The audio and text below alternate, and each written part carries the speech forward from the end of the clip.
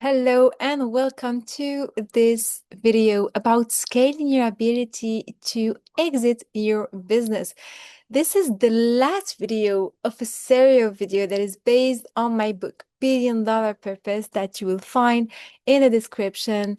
And the book is about how conscious leaders scale impact and win without burnout by attracting, retaining, and developing high-performing teams. If this is the first video that you're watching, then welcome. If you have been following all the series, and you made it here, then congratulations. This is the final episode. You have learned how to scale your mission, your talent, your leadership, your team. And now we're going to talk about the ultimate test of scaling, which is, can your company thrive without you? Okay, so my promise for this video is that you will walk away with the roadmap to exit your business with confidence, whether is it selling, bringing in investors, or simply stepping away from chaos. If you can't leave your business, the thing is, I know it's hard to hear, but you don't own a business, you own a job. And I've been there, and it's so, frustrating, okay? And too many founders create companies that's built entirely around themselves. And this is what I did also with the Mindful Academy. It was my first business. And the result was burnout, stress, and a business that's unsellable or unscalable. Scaling your ability to exit means building a business that thrives without you, one that keeps growing, delivering impact, and attracting capital, whether you're involved or not. So here's what scaling your exit enables. It enables you to raise money at a higher valuation. It enables smooth CEO succession. It enables running your business without needing to run after it. It enables to prepare family succession if it's a family business, and to find your peace, your flexibility, and your legacy. So you didn't build this business that you have to be stuck forever. You build this to make a difference. And now it's time to make sure it lasts and frees you in the process. Okay? One of the most moving things I've seen is when founders say, I don't want to do this anymore. I just want my peace back. Not because they've stopped believing in their mission, but because they become trapped in it and they're tired. But it doesn't really have to be this way or to finish this way. Imagine having a business that really scales your values, your vision, even when you're not around. This really exists. And I want to walk you through the three domains of exit scaling. Scaling succession. So, scaling by finding your CEO or your successor is choosing a mission-aligned successor, not just a smart one.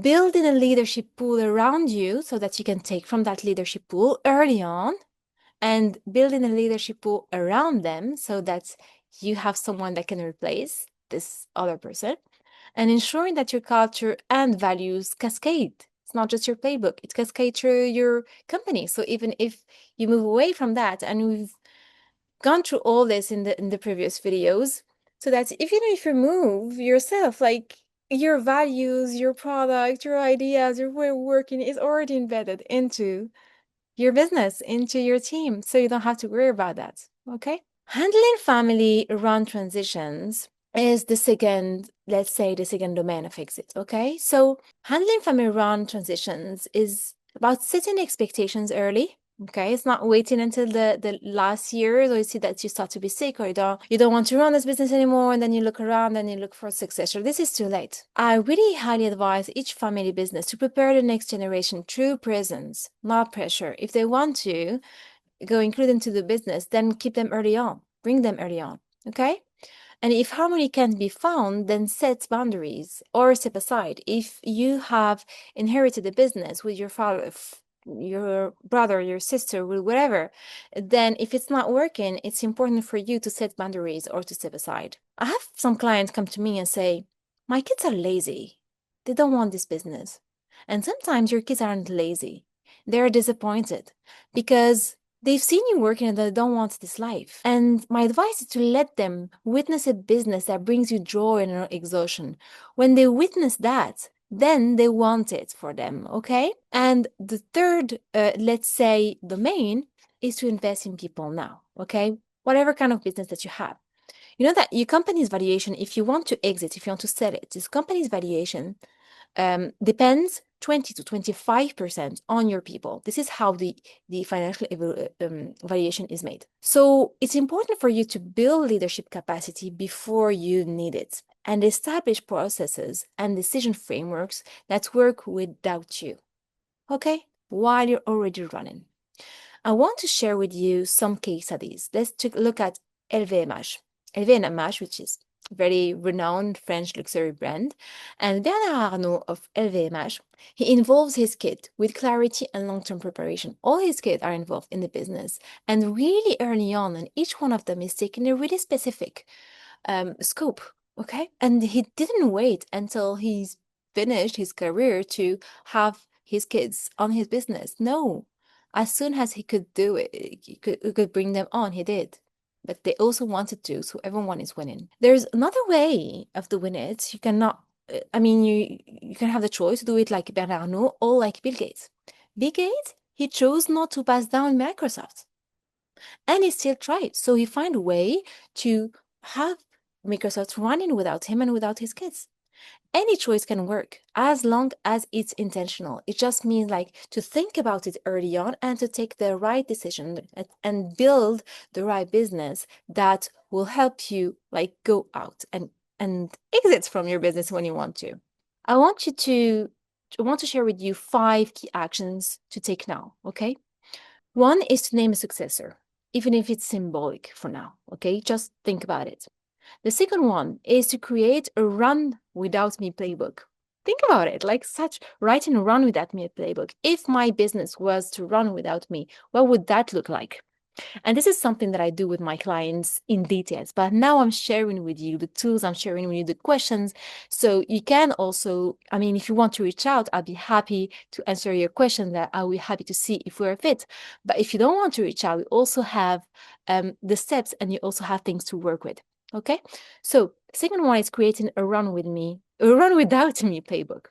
The third one is to embed reflection and leadership training across the organization so that the cascading leadership that we've talked about in the early sessions, you have it. Okay, you have this leadership at different levels so that when you exit, all the decisions don't rely only on you, and you have people that are responsible of different things that can handle the business. The fourth thing that you can do, the action that you can take, the fourth action that you can take right now is, if it's a family business, to talk with your family. And if it's a business where you have investors, is to talk with your investors really early and start having discussion about when you exit, okay? And the fifth one is to check your energy. Are you leading from peace or are you leading from pressure? Because sometimes you start leading from pressure for years and years, and I have clients come to me 10 years after leading with pressure, and they just wanted to exit, and they could have done it early on.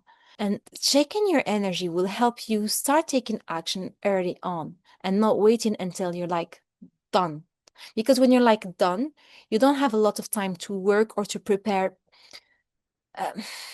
smoothly the transition.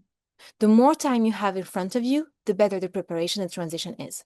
Of course, we can do it in the short term, but it will not be as efficient, and it would also be with more friction. Okay, so the early on you start thinking about this, the better it is. And the final thoughts of this video is that you don't have to choose between freedom and legacy, between peace and performance. You can have both, actually. And when you scale your exit, you give your company the gift of independence and yourself the gift of life. You started this business with impact. Now, scale it to outlast you with joy, with alignment, with trust. Okay, so the full book is in the description, and I also attached to this video something that is really specific to this video, which is the Exit to Readiness Scorecard that you can find and that you can use so that you can reflect on those subjects if you want to. Don't forget to like if you like this video, to comment, and to share this with a founder who needs to hear it. This might be the last episode, but it's just the beginning. Now that you have the full roadmap to scale your mission, your business, and your leadership with purpose, and more importantly, to scale yourself, we discussed about that. It's the step 3, scaling yourself, scaling your power, scaling your skills, scaling your role into the life that you really want. Thank you for following this series. Thank you for watching this video. And I see you in the next chapter, wherever it leads us. Thank you very much. See you.